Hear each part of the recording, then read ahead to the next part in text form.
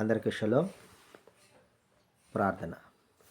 మహాగణుడ, మహోన్నతుడ, సర్వాధికారి, సర్వసృష్టికర్త, నిన్న నేడు నిరంతర ఏకరీతి గల తండ్రి, మీ ఘనమైన నామమునకు స్తుతులు స్తోత్రాలు చెల్లించుకుంటున్నాం. పరిశుద్ధుడవు, పవిత్రుడవు, ప్రేమామయుడైన తండ్రి, మీ ఘనమైన నామమునకు స్తుతులు స్తోత్రాలు చెల్లించుకుంటున్నాం. ఈ ఉదయకాల సమయంలో నీ వాక్యమును ధ్యానించి వాక్యము ప్రకారముగా జీవించే కృపను మాకు అనుగ్రహించిన విధానం బట్టి మీకు స్తుతులు స్తోత్రాలు చెల్లించుకుంటున్నాం. నాయన తండ్రి, మీ యొక్క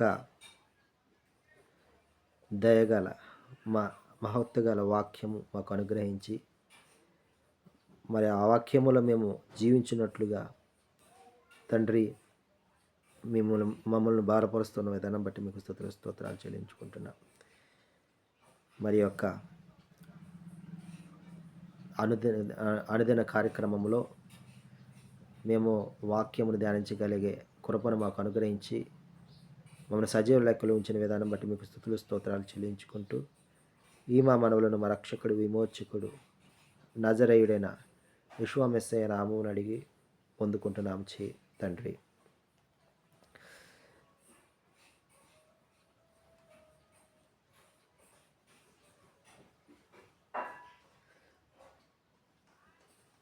నిన్ను నమ్మినట్లు నేను వేరే ఎవరిని నమ్మలేదయ్యా.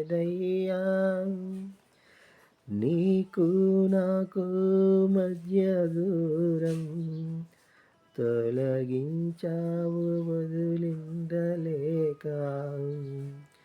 నిన్ను నమ్మినట్లు నేను వేరే ఎవరిని నమ్మలేదయ్యా. నీకు నాకు మధ్య దూరం తొలగించావు వదిలుండలేక. నా ఆనందం కోరేవాడా, నా ఆశలు తీర్చేవాడా, నా ఆనందం కోరేవాడా, నా ఆశలు తీర్చేవాడా, క్రియలున్న ప్రేమానిది, నిజమైన ధన్యత నాది. యేషువా, యేషువా, యేషువా, యేషువా.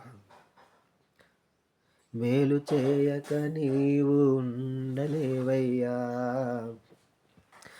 ఆరాధించక నేను ఉండలేనయ్యా.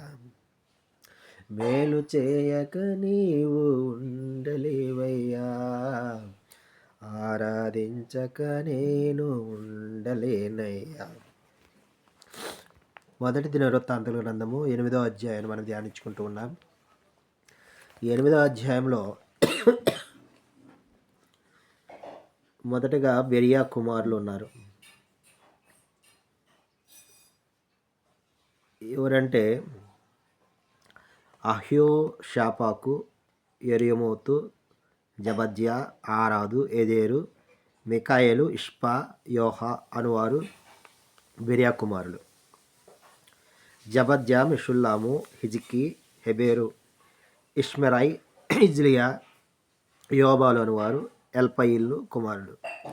యాకిము, జిక్రి, జిబ్ది, ఎలియనై, జిల్లతై, ఎలియేలు, ఆదాయ, బెరయ, షిమ్రాతు అనువారు షిమీకి కుమారులు.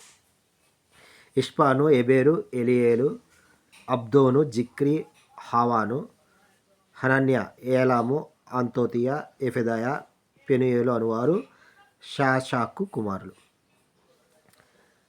వీరందరూ కూడా ప్రముఖులై యెరూషలేములో కాపురున్న బెన్యామీను గోత్రికులు కుమారులు. గిబియోను మరి వారికి మరి మయాక, గిబియోను మయాకకి పుట్టిన పిల్లలు కీషు, బయలు, నాదాబు. గెదోరు, హహ్యో, జెకేరు అనువారు. మిక్లోతు షిమియోను కనెను. వీరందరూ కూడా యెరూషలేములో కాపురం ఉన్నారు. నేరు కీషును కనెను. కీషు సౌలును కనెను. సౌలు యోనాతానును కనెను. యోనాతాను మల్కీషూమును కనెను. అబినాదాబును ఎజ్బయేలు కనెను. మల్కీషువ అబినాదాబును మెల్కీషును ఎజ్బయేలును కనెను. యోనాతాను మెరిబ్బయేలు మీకాను కనెను. మీకా పీతోను, మెలెకు, తరేయ, ఆహాజును కనెను. ఆహాజు యెహోయాదాను కనెను. యెహోయాదా అలెమేతును కనెను. ఈ విధముగా వారి యొక్క